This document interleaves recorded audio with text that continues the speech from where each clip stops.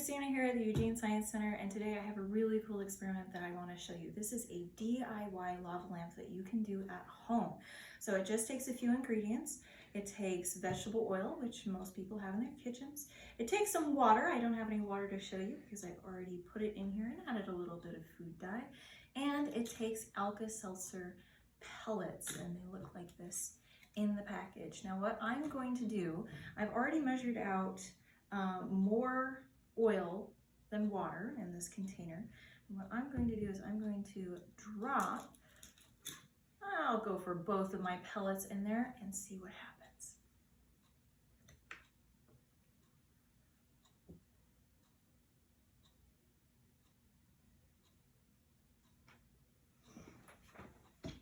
Now if you look closely, you can see that bubbles of the red dye-filled water are just going up through the oil as the water is reacting with the Alka-Seltzer pellets, creating sort of a lava lamp effect.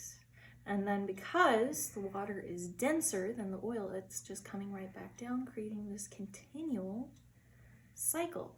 Now the cool thing about this experiment is you can do it multiple times. So once the reaction starts dying down, I can add just a few more tablets and keep it going.